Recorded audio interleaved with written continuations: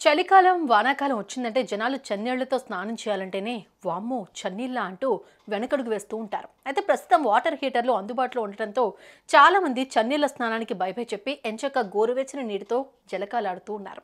కానీ ఇలా వాటర్ హీట్తో వేడి చేసిన నీటితో స్నానం చేస్తే మాత్రం మీరు డేంజర్లో పడినట్టే. ఇది నేను చెబుతున్నది కాదు, ఆరోగ్య నిపుణులే చెబుతున్నారు. ఇలాంటి నీటితో స్నానం చేయడం వల్ల మీ ఆరోగ్యం దెబ్బతినడమే కాకుండా అనారోగ్య సమస్యలు ఎదురవుతాయని చెబుతున్నారు. ఇంతకు నిపుణులు ఏం చెబుతున్నారు? ఇలాంటి ఎలక్ట్రిక్ మిషన్లతో వేడి చేసిన నీటితో స్నానం చేయడం వల్ల కలిగే అనర్థాలు ఏంటి అనేది తెలుసుకోవాలనుందా? అయితే ఈ స్టోరీ చూడండి.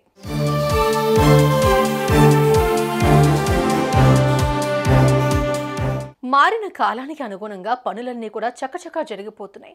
టెక్నాలజీలో వచ్చిన మార్పులే అందుకు కారణంగా చెప్పవచ్చు. ప్రధానంగా ఆహారాన్ని క్షణాల్లో వేడి చేయాలన్నా, నిమిషాల్లో వండుకొని తినాలన్నా వివిధ రకాల మిషన్లతో ఎలాంటి కష్టం లేకుండా పనులన్నీ ఈజీగా జరిగిపోతూ ఉన్నాయి.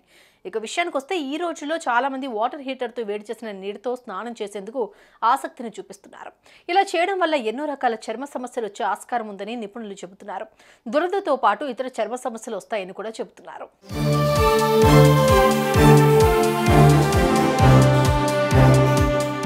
ఇవే కాకుండా తలనొప్పి, వికారం, శ్వాసకోశ సమస్యలు కూడా వస్తాయని ఎక్స్పర్ట్స్ చెబుతున్నారు. అయితే ప్రధానంగా వాటర్ హీటర్ గుండె ఆరోగ్యంపై కూడా ప్రభావాన్ని చూపిస్తుందట. దీంతో గుండెపోటు వచ్చే ఆస్కారం కూడా లేకపోలేదని నిపుణులు హెచ్చరిస్తున్నారు. మనం ఎలక్ట్రిక్ హీటర్లు వాడే క్రమంలో గాలిలో కార్బన్ మోనాక్సైడ్ వంటి హానికరమైన వాయువులు రిలీజ్ అవుతాయని, తద్వారా అనేక రకాల ఆరోగ్య సమస్యల బారిన పడొచ్చని ఎక్స్పర్ట్స్ వివరిస్తున్నారు. అయితే ఇవే కాకుండా చాలా రకాల అనారోగ్య సమస్యలు వస్తాయని చెబుతున్నారు.